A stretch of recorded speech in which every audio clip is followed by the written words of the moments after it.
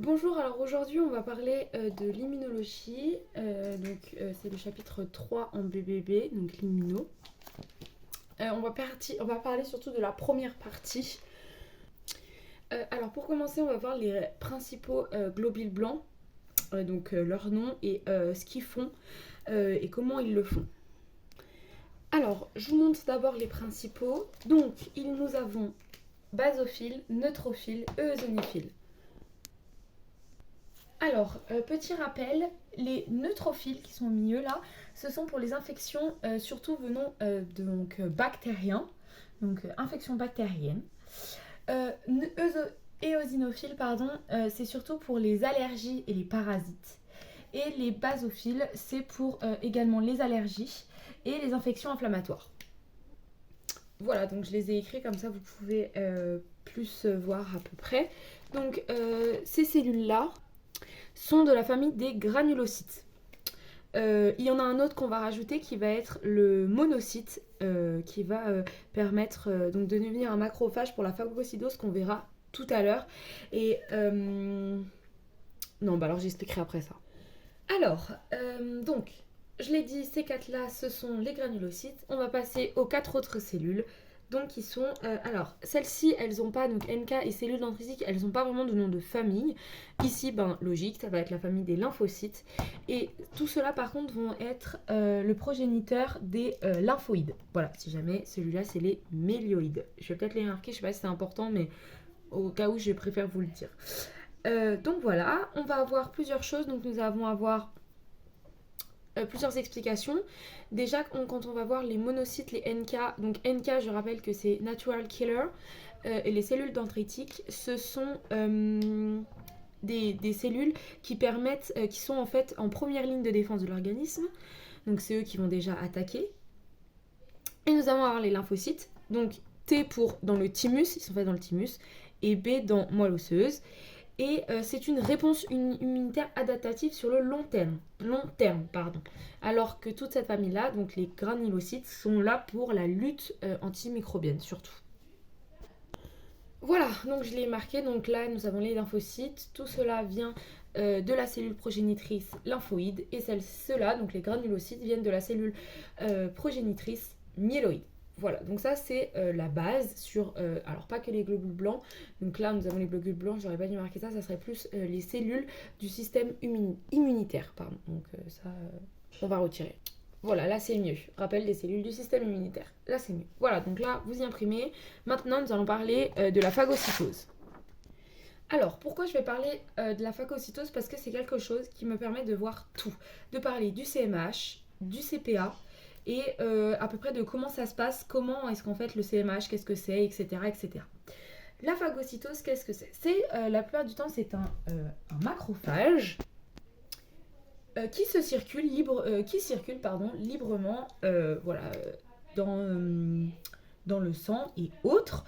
Le macrophage a la capacité de faire la phagocytose.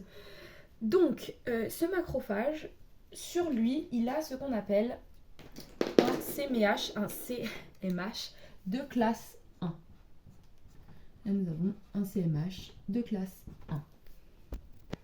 Ce CMH de classe 1, il a la particularité d'avoir sur son bout un antigène qui permet de savoir que ce macrophage vient du soi. Donc, le CMH de classe 1, c'est la partie ici qui permet de montrer l'antigène qui vient du soi. Ce macrophage qui a donc la capacité, donc qui a un CMH et qui a la capacité de montrer un antigène de soi, cette cellule va devenir ce qu'on appelle une CPA classique. Donc CPA classique, c'est le terme de la cellule, le CMH1, c'est là où se fixe l'antigène. CPA, ça veut dire cellule présentatrice d'antigène. Donc la CPA classique, elle montre un antigène du soi. C'est pour ça que je les ai mis dans la même couleur. C'est parce que c'est logique. La CPA classique, donc c'est une cellule qui permet de présenter un antigène du soi. Là, il faut bien rajouter du soi, parce que classique, ça veut dire du soi. C'est bien ça. Le macrophage, c'est ça, c'est nickel. Le macrophage, il va avoir la capacité aussi de vérifier si, quand il tourne, il va pouvoir vérifier le CMH des autres. Donc, il va vérifier le CMH des autres en vérifiant qu'ils sont bien du soi. Donc, imaginons il tombe sur une bactérie. Cette bactérie, vous vous en doutez, mais elle ne fait pas partie du soi. Logique, c'est une bactérie qui vient attaquer le système immunitaire. Le macrophage va rentrer dans la phagocytose. Qu'est-ce qu'il va faire? Il va venir manger en quelque sorte la bactérie. Donc là, nous avons toujours notre macrophage qui se déforme pour venir à manger la bactérie comme un Pac-Man. Ce macrophage va en dernier recours donc manger la bactérie et la mettre dans une vacuole pour pouvoir la digérer. Donc pour ça, il va la digérer dans sa vacuole tranquillement. Ce qui va donner des débris. Quand elle va digérer la bactérie, ça va donner des débris de bactéries. C'est à ce moment-là qu'apparaît ce CMH de classe 2, parce qu'il y a 2 CMH. Le CMH de classe 2, c'est quoi? C'est encore une fois l'endroit où va, où va se fixer les débris de la bactérie. Voilà, on va nous donner ça. Donc il va y avoir une partie, d'ailleurs ça je ne les ai pas fait, une partie des débris de la bactérie qui va être retirée, qui va être enlevée et voilà, la totalité n'est pas digérée. Là du coup la poche est presque vide. Et nous allons avoir le CMH de classe 2, donc pareil, qui est l'endroit où nous allons pouvoir mettre les antigènes de la bactérie. Donc ces antigènes, il va pouvoir les présenter à d'autres pour montrer que c'est ça qu'il faut aller détruire.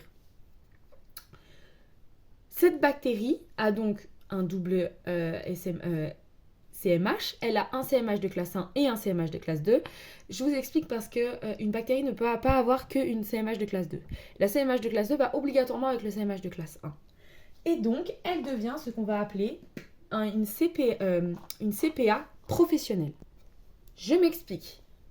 Vous vous souvenez, CPA classique, je l'avais fait en bleu parce que c'était un antigène du soi. Là, la bactérie, c'est quelque chose du non-soi. Donc, je vais le mettre en orange. La bactérie, c'est quelque chose du non-soi.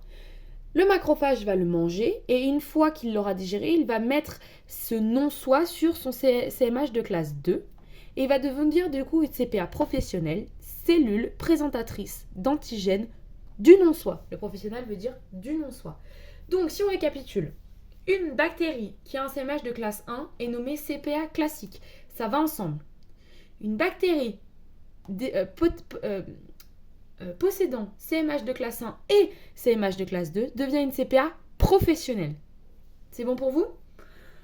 Voilà, on va parler donc, j'ai marqué du CMH de classe 1 et du CMH de classe 2. Il y a les T-cell récepteurs aussi. Donc, ce qu'on appelle le TCR. Donc, un TCR, c'est un lymphocyte T qui possède un CMH de classe 1, donc c'est un CPA classique, mais en plus, c'est lui qui va vérifier le CMH. C'est lui qui va vérifier que les cellules sont bien. Si vous voulez, le lymphocyte T, si les cellules sont cancéreuses, sont mal en point, il va leur demander de s'autodétruire. Quand une bactérie a une mort programmée, on appelle ça une apoptose. Voilà, donc mort programmée de la cellule, on appelle ça une apoptose. Maintenant, nous allons juste voir un dernier point qui va être les lymphocytes naïfs. Alors, on va avoir 2 types de lymphocytes naïfs. On va avoir le lymphocyte naïf T4+, et le lymphocyte naïf T8+. Oui, c'est un 8. On ne dirait pas, mais c'est un 8. Alors, il va y avoir plusieurs choses. Un lymphocyte naïf, qu'est-ce que c'est? C'est un lymphocyte qui ne sait pas encore, ne connaît pas... comment dire, c'est comme si c'était nous qui n'étions pas allés à l'école. On peut pas, voilà, ils ne savent pas, ils ont encore rien appris. Ils viennent d'être conçus, si vous voulez, dans la moelle osseuse. Donc, oui, parce que dans le thymus, pardon, c'est un T. Donc, ils viennent d'être arrivés. Donc, il y a plusieurs choses qui vont leur permettre d'apprendre, on va dire. Pour le lymphocyte T4+, ce qui va lui permettre d'apprendre, c'est quand une CPA, on se rappelle, cellule présentatrice d'antigènes, professionnelle, donc du non-soi, lui présente sur son CMH de classe 2 un antigène du non-soi, pour qu'elle puisse se rendre compte de qui est le potentiel danger. Donc, ce sont lymphocytes T naïfs, il faut que vous dites qu'il va y avoir une cellule. J'ai oublié de préciser, mais les CPA professionnels ne peuvent être que des lymphocytes B, ou T d'ailleurs, enfin ça peut arriver, mais c'est des lymphocytes, des macrophages, des cellules dendritiques ou des natural killers. Voilà, c'est les 4 choses, les 4 cellules qui peuvent être de CMH de classe 2.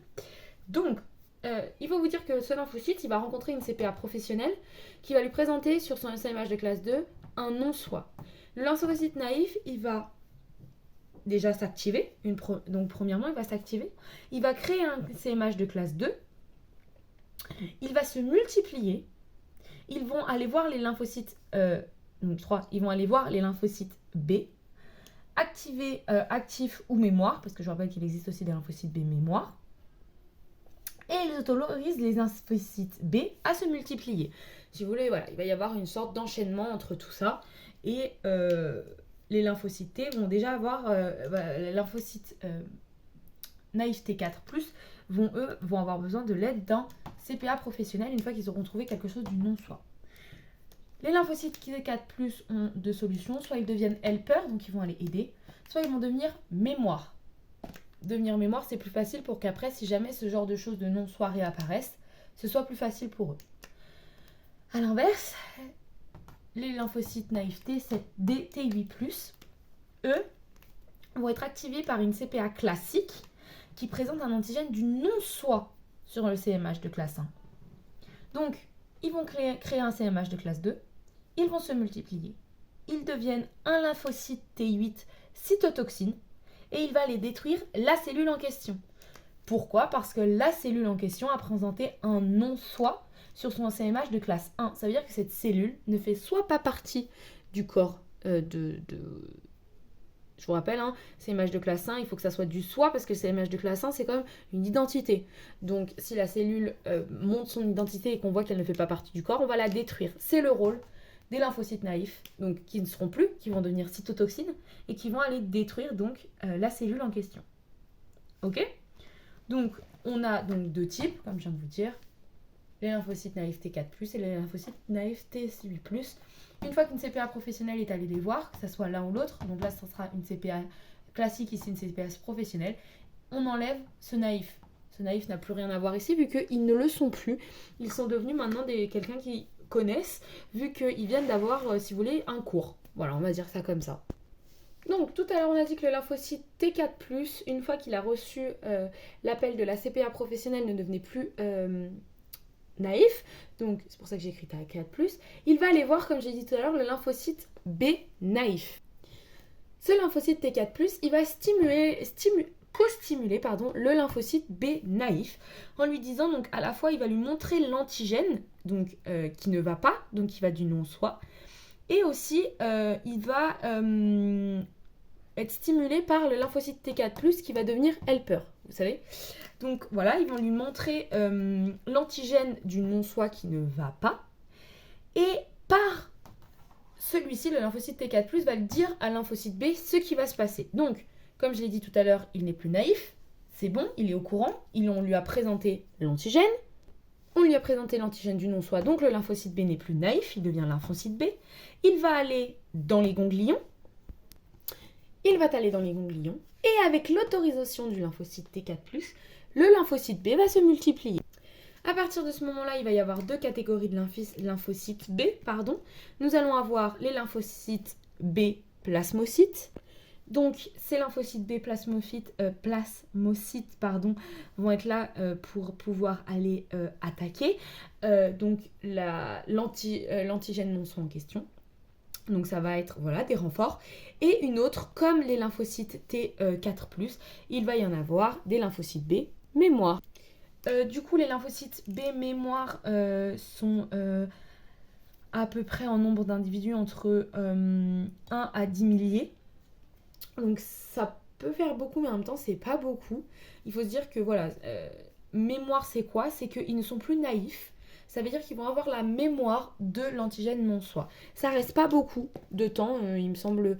Ça dépend lesquels, mais les lymphocytes B mémoire, ça peut durer entre 2 à 10 ans. En fait, ça dépend lesquels, de quelle maladie, etc. Donc voilà, là j'ai fait le principal. Peut-être apprendre à quoi ressemble un anticorps, c'est peut-être important. Voilà, les chaînes lourdes, les chaînes légères, pardon. Et voilà, j'espère que j'ai pu vous aider. Et si vous avez des questions, n'hésitez pas.